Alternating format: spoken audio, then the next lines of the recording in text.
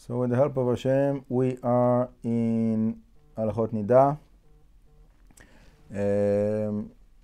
Siman Kuf Tzadik Vav, paragraph Yud Bet.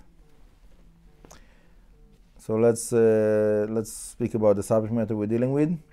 We're talking about the 7 clean days. Okay, the Siman is talking about the 7 clean days and how to start, what to do if something happens in the middle. Okay, so this paragraph Yud Bet is talking about a case of mistake. Okay, she did a mistake in the count. טעתה במניין יום אחד וטבלה ושמשה. She made a mistake and she went to the mikveh one day early.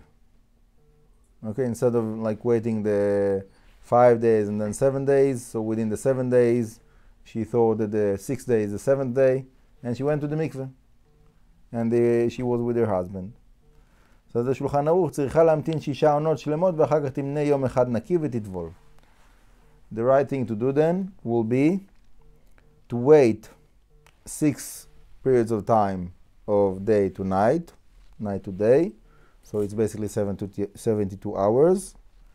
And then to count 1 day, it will be a clean day, and then to go to the mikveh again. Like she was 1 day off? She was 1 day earlier. Okay? Can you say that one more time? Yes. She went to the mikveh 1 day early. Instead of waiting 7 days, she waited 6 days. Okay? So what is the right thing to do after, like, they understand, like, in the morning that they did a mistake and they were together, like, 1 night early. So now she have to wait 6 or not, which is 72 hours, and then to have 1 clean day that she's counting for that day that she missed, and then to go to the mikveh again. So it's really 4 days, basically. Yeah. Why do they separate the two between 72 hours and 1 day? Why don't they say 4 days? She needs a clean day, right? Right. And we learned yesterday that when a woman, she needs a clean day and she have like seed coming out of her, so it's not called a clean day. So this is making sure she has a clean day. Right. So after she was with her husband, it takes like 6 or not, which is 72 hours, to clean herself from his seed so she can have a clean day. Oh. So she's waiting like the 3 days, 6 or not, to be able to count 1 day, and then she goes to mikveh again. Okay. Okay, yeah? So what does that again? If she's still within that period of time, then Zera could possibly come out? Is that the problem? After the husband and wife are together, Yeah. so the usually, like most of the seed is going out of the body of the woman, and it takes until 3 days that it will like be like all clean. It can be much less than that. It can be half a day. It can be like hour. I don't know. But the maximum that it will take is 3 days, according to the sages. Yeah, it cannot be more than 3 days. So for 3 days she cannot have a clean day because maybe there's a seed coming out of her. Right. Yeah. אך סתירה שלאחר 7, כגון שלא טבלה כראוי ושמשה, הרי זו טובלת בכל עת. So if she had like blood coming out of her, and that was after the count of the 7, okay, or let's say like the next day after they were together, so then they hear in the local news that the mikveh was pasul last night. Something happened and whatever, the mikveh was not kosher. So it means like the mikveh was not count, so she didn't really got purified. Yeah? So in a case like that, she can just go to the mikveh and again. She doesn't have to wait like 3 days and to have like another day, whatever. She just go to the mikveh again.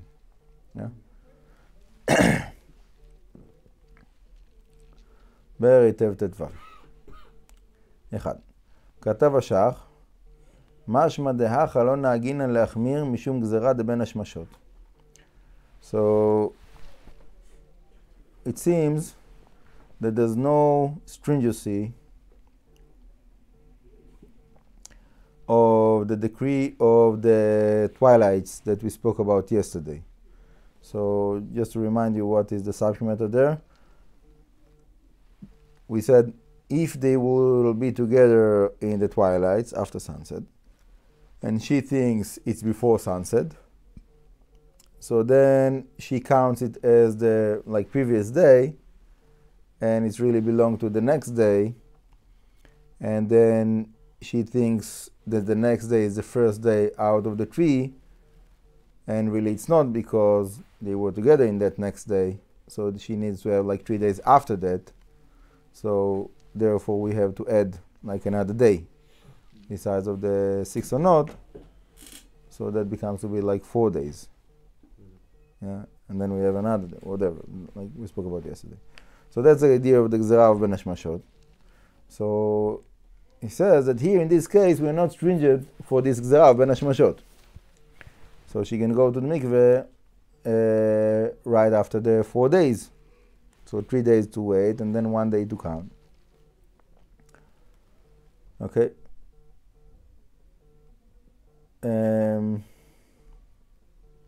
Okay, but here the way that the Shach is saying it, so it will be actually 4 days and then 1 day clean. So the Gzera of Ben Hashmashot is talking about the extra day to get to the 5 days. But he says that not to go down from the 4 days before she starts to the 1 day clean. So generally, it's not something that usually happens, that a woman is making a mistake in the count.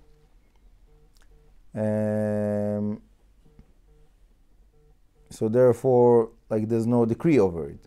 When something is not usually happens, so the rabbi doesn't make a decree for that. כתב אתה, אז אפשר לומר שמא ראתה באותן עוונות. Maybe she saw blood in those 3 days. אלא שחיפה ושכבת זרע. But that blood was not seen as blood because it was covered with seed. Okay? כמו שאמר סימן קצ"ג, בבעילת מצווה, דעת המשני שדמים מצויים בה מחמת הבעילה. Okay. So basically the answer is that we it's not common, so we don't see that. In Simon Kuftzad is talking about a virgin that usually she will see blood, and there it's different. Okay. ט"ז. שהרי כבר ספרה זין נקיים, אלא שמחוסרת וילה. She counted 7 clean days, but she's missing going to the mikveh. Okay, in that second case, that there was something wrong in the mikveh. יש לדמוע ממה שאמר באבן העזר, סימן י"ג, סעיף ה', גר ואשתו שנגררו, מפרישין אותם צדיק יום להבחין בזרע שנזרע בקדושה, זרע שנראה זרע שלא בקדושה. Okay, so he brings in a halacha from Shulchan Aruch Even Ezer, that there we're talking about a couple of converts that they got converted together, and the halacha there is that you tell them not to be together for 90 days, to be separated, to live separately for 90 days and then to come together like a new marriage for after their conversion. And what's the reason? Because we want to make a differentiation between if she's pregnant from before the conversion, so to give the 3 months to see if she's pregnant, basically. So this is a couple that converted together. Yeah. Interesting. Okay. so we want to see like if the child is from before the conversion or after the conversion. So to be able to say if the child is before the conversion or after the conversion, we have to make sure that like in that time that she got converted, she was not conceived. Yeah? So that's the reason that we tell them to be separated for 90 days. So now he's saying here, maybe we should do the same thing. Maybe we should tell that couple that she went to the mikveh and the mikveh was not a mikveh, so she didn't get purified, and they were together. So if she got pregnant from that relationship, so the child is Nida, is like from a woman that didn't go to the mikveh. So it's like less holiness. In both of the cases, the children are Jewish. Also like converts, that the mother was pregnant while she went to the mikveh of the conversion. So the child will be like Jewish when he's born. What does that mean? But it's a different level of Kedusha. Okay? It's a little different level of Kedusha. So because it's a different level of Kedusha, so he's suggesting that we will tell that couple to wait for 90 days, that we will see if she's pregnant from that relationship. And then she will go to the mikveh again, and they will be together again. Okay? היינו להפרישה אחר שבאה עליה באיסור, כדי להבחין אם נתברה באיסור כשטבלה ושלא כראוי. נראה לי דעה חמירי באישה שבעלה מצוי לה קודם לזה. נמצא שלא שייך כאן הבחנה. So he's explaining that here we're talking about a case that the husband and the wife were like together like through that time. So like there's no differentiation. Like if she went to the mikveh, but maybe she was pregnant before that she went to the mikveh and the bleeding was not a bleeding of period. Whatever, there's so many other possibilities. So then like there's no point of like making like differentiation. אבל אם לא היה בעלה אצלה קודם למעשה זה תוך צדיק יום, ממילא צריך הפרשה אחר ביאה זו אסורה צדיק יום. But if the case was, for example, that the husband was not in the city with her for 90 days before that time she went to the mikveh that was not a real mikveh. So they were together just that time. So it can't be that she was pregnant from before, because 90 days before we know that he was not there. So if she was pregnant from before the 90 days, she would have known. So bottom line, in that case, he says that, we need to tell them to be separated for another 90 days and to be able to make the differentiation. Okay? So he says, צריך עיון למעשה. Really, it's not something that we can give like a clear instruction for the couple to not to be together for 3 months in a case like that. אבל בעברה על הדין שצריכה זין נקיים משום חימוד, כמו שאמר סוף סימן קצ"ג, אינו דומה כלל לדין זה. Okay? Now he brings in another case of a couple that they met and they decided to get married in that day, and they went together to be together in that day. Yeah, in one day they met, like they took a couple of witnesses, Arat Mekudeshet Li, and they went home together. So that's not right, because we have a principle that from the moment that you're asking a woman to get married, so she have to wait for 7 days to go to the mikveh. Yes, so it cannot be in the same day. The minimum is to make a date for the wedding for another 7 days, and to make sure she have 7 clean days, and then she goes to the mikveh. That's the minimum. And they didn't do that. She didn't do that. So there, it's a different case. שם אין כאן אלא איסור דרבנן לחוד. So the problem there that they didn't keep that stringency of the rabbinical prohibition. Yeah, so she went to the mikveh in the wrong time, like without waiting those days. But it's not that the mikveh was not a mikveh. The mikveh was a mikveh, and she got purified, but just like the right and not the rabbanan. So that's a different case. בנקודות הכסף תירס דעתם כיוון שנזרע שלא בקדושה, עליו ישראל גמורו. בכמה דינים חלוקו מישראל. And the Shach in נקודות הכסף, he says that when you have relationship like that, it was without keeping all the rules, so it's Jewish, but it's not completely Jewish. So it doesn't have like the same level of kedusha of Jewishness. So how do you become completely Jewish? Good question. Let me just finish that, and then we're gonna discuss that. Okay. So it says that it's a different kind of a man. אבל אפילו נולד מן הנידה קיים עליו דקשר. Okay. But in the other hand, a child that his mother was Nida, she didn't keep like the laws of Nida, and she didn't go to the mikveh, but he's still Jewish, he's kosher. So he's ben Nida, but he's Jewish. So there's two sides of that coin. And בית שמואל ובית יוסף כתב בשם הראש בטבלה ליל זין ושמשה ביום זין נע מילה וסתירה הוא וטובלת מיד.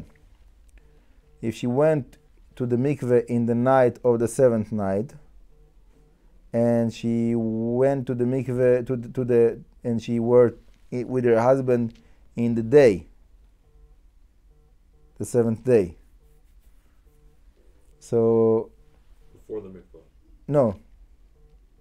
She went in the night of the seventh day. I see. And they were together in the day of the seventh day. The following morning. So it's basically like they again, like they did it like one day early. So he claims in the name of the Rosh that she doesn't have to wait like the 6 or not 72 hours or 4 days according to the Shach, and she can go to the mikveh right after that seventh day. כתב השחר צריך עיון לדינה, הוא רצה להשוות דברי הסמק להראש, הוא פשוט דברי הסמק משמע לאחר זין דווקא. So the Shach is arguing with that commentary of the Bet Yosef, and he says that like he's putting together like the smak and the rosh, that really they're talking about different situations. The smak is talking about when it was already done, it was after the seventh day. Anyhow, let's speak about like the concept of what is called benida, like someone that was born from a relationship of couple that they didn't keep the purity of the family. The woman didn't go to mikveh. So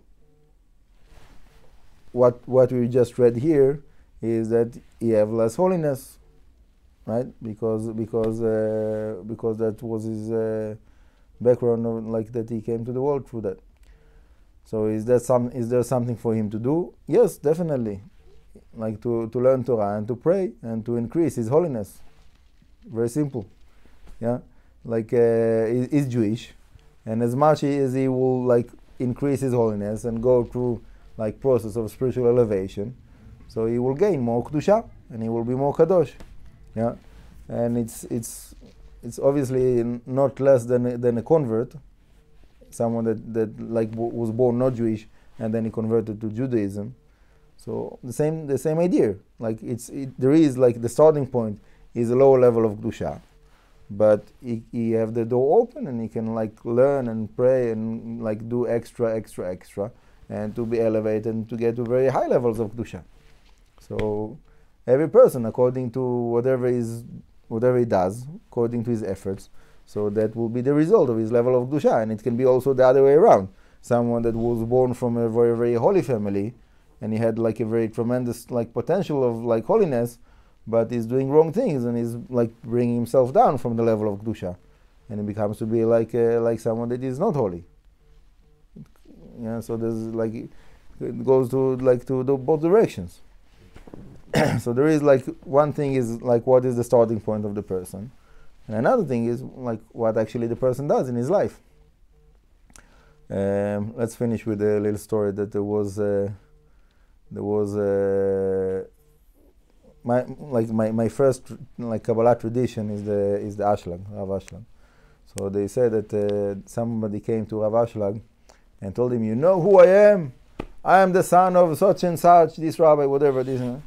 So the Baal Sulam, Rav Ashlag told him, that's very nice that you are the son of so and so, but who are you? Like, what are you doing? Like, where are you coming from? Great, you have like great roots, but what are you doing with this potential? Are you bringing this potential to be actual? Are you living to that standard that you claiming that you are like where you like that's it's not the fact that someone like you have like the biggest like inheritance of his like forefathers. It means that you have like a good potential, but you still need to bring it to be actual. It's not enough just to have the potential. He needs to do something with it. So obviously the demand is higher. When someone is coming with such a great potential and like you have such a good like foundation, so then like the demand from him is that he will like do extra and use that potential more than other people. Especially if they're using it to acknowledge themselves. So there's it's for some people, it like the fact they're coming from like a great inheritance of like big family of rabbis, sometimes it becomes to be something that is hurting them because it makes them to be lazy. I don't need to do so many efforts because I'm already in that like top of the mountain. I'm the son of so and so, so like I don't need to do so much extra. Whatever. So each position have like the benefit and like the positive and negative. And Hashem will help all of us to take the benefit and to do the positive of whatever is it Hashem gave us in our life. Baruch Adonai Le'olam, amen ve'amen.